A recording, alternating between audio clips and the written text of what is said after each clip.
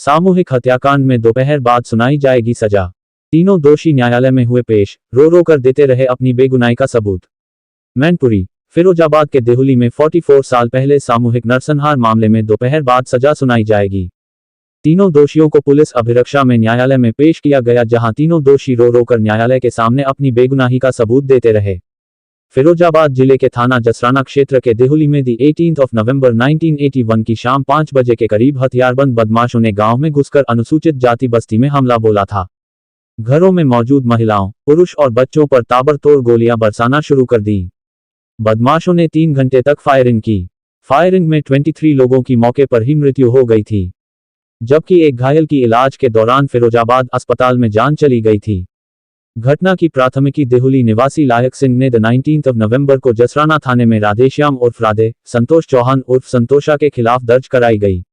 मामले में रामसेवक, रविंद्र सिंह, रामपाल सिंह, वेदराम सिंह, मिट्ठू, भूपराम, मानिक चंद्र, टूरी, राम सिंह, चुन्नीलाल, होरीलाल, सोनापाल, लायक सिंह, बनवारी, जगदीश, रेवती देवी, फूल देवी, कप्तान सिंह, कमरुद्दीन, श्यामवीर, कुंवरपाल, लक्ष्मी को शामिल किया गया था। पुलिस द्वारा विवेचना कर आरोप पत्र न्यायालय भेज दिया। मामले की कुछ दिन जिला न्यायालय में सुनवाई चली, लेकिन डकैती न्यायालय न होने के बाद को प्रयागराज के लिए स्थानांतरित कर दिया गया। वहां सुनवाई के बाद मामला फिर से मैनपुरी स्पेशल जज डकैती न्यायालय भेज दिया गया, जहां मामले की 15 सालों से सुनवाई चल रही है। 11 मार्च को डकैती न्यायालय की न्यायाधीश इंदिरा सिंह ने तीनों आरोपियों को सामूहिक हत्याकांड का दोषी करार दिया और सजा सुनाई जाने के लिए 18 तारीख नियत की थी। आज मंगलवार को दोषी कप्तान सिंह, रामसेवक और रामपाल न्यायालय में उपस्थित हुए, जहां तीनों दोषी रो रो कर न्यायालय के सामने अपनी बेगुनाही का सबूत देते रहे। इस दौरान न्यायाधीश ने सजा सुनाए जाने के लिए दोपहर 3 बजे का समय दिया है। जनपद मैनपुरी न्यायालय द्वारा तीनों दोषियों को फांसी की सजा सुनाई गई। तीनों आरोपियों 50 हजार रुपए जुर्माना का निर्णय दिया।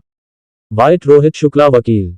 न्यायालय के द्वारा रामसेवक, कप्तान और रामपाल को फांसी की सजा दी गई है और 50-50 हजार जुर्माना किया गया। किस तरीके का ये नरसंहार था? इसमें 24 दलितों की हत्या हुई थी, क्योंकि ये स्टोरी में आया था कि रामपाल, राधे और संतोष के गैंग के कुछ लोग पुलिस ने पकड़े थे। उसमें ये देहुली के लोग जो थे, ये लोग गवाह बन गए थे, जो दलित लोग थे। वकील साहब, एक पीछे खुन्नस खाते हुए इनकी हत्या करी गई। 44 साल बाद ये फैसला आया है, एक पीढ़ी के बाद में इतनी देरी हुई फैसले में। इस पर पहले सन 83 में पत्रावली यहाँ थी, फिर 84 में यहाँ से हाईकोर्ट के आदेश से लोअर कोर्ट इलाहाबाद के लिए भेज दी गई थी। उसके बाद वहाँ उसका ट्रायल हुआ, उसके बाद फिर यहाँ पर मैनपुरी में इसका जुरिडिक्शन था, तो फिर वहाँ से जजमेंट के लिए यहाँ आए। सजा के अलावा कोई और रुपए की 50 हजार रुपये का जुर्माना किया गया तीनों पे। और एक अभी फरार है। तीनों इनकी घटना में क्या पृष्ठभूमि रही? कितने लोगों को मारने में क्या निकल के आया? जिस आधार में कुछ लोगों का, ये सब इकट्ठे इन लोगों ने हत्याकांड को अंजाम दिया था, सामूहिक रूप से नरसंहार किया था। और कप्तान और रामसेवक के द्वारा कुछ महिलाओं को और बच्चों को मारा गया था। क्या कोर्ट के अंदर इन्होंने ये स्वीकार किया है कि इनका इस हत्याकांड में हाथ था या नहीं? इन लोगों ने ये स्वीकार नहीं किया, क्योंकि कोई अभियुक्त ये स्वीकार नहीं करता कि अपराधी स्वीकार नहीं करता है, लेकिन जब उसके खिलाफ एविडेंस आ जाती है उसी पर न्यायालय जजमेंट देता है। जिन अभियुक्तों को सजा हुई है, क्या उन्हें जो सजा मिली उन्हें उस पर कोई पछतावा है या नहीं है? पछतावा है, अभियुक्त रो रहे हैं।